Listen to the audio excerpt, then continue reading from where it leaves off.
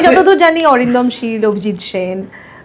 হ্যাঁ, অরিন্দমদার সাথে, অরিন্দম শীলের সাথে আমি এখন করছি না। আমার প্রথম 7টা ছবি আমার অরিন্দমদার সাথে করা, প্রথম ইয়ে অবধি, কি বলে, ধনঞ্জয় অবধি আমার করা। আচ্ছা আচ্ছা। অভিজিতের সবগুলোই করা, অতনু ঘোষের সবগুলো ছবি। অতনু ঘোষের সাথে আপনার অতনু ঘোষের সাথে একদম প্রথম ছবি থেকে, অংশুমানের ছবি থেকে আজ অব্দি যে 10টা ছবি সবগুলোই, বা এই অভিজিৎ ঘোষ, সুদেষ্ণা রায় বললাম, ওদের দ্বিতীয় ছবি থেকে আজ অব্দি সবগুলোই এইরকম।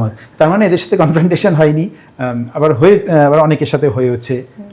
তো হয় না, এটা প্রজেক্টের ভালোর জন্য তো অবশ্যই, কিন্তু ভাবনার ধরনটা অনেক সময় আলাদা হয়, বা অনেক সময় পরিচালকরা তো একটু অবসেস থাকেন, নিজে লিখলে যেটা লিখেছে বা শ্যুট করেছেন সেটা থেকে না অনেক সময় বেরোতে একটু কষ্ট হয় বা অসুবিধা হয়, বা অন্য কারুর একটা আইডিয়া যে শুনে সেটা কেউ অনেক সময় তো বুঝতে পারছে না বা বুঝতে চাইছে না।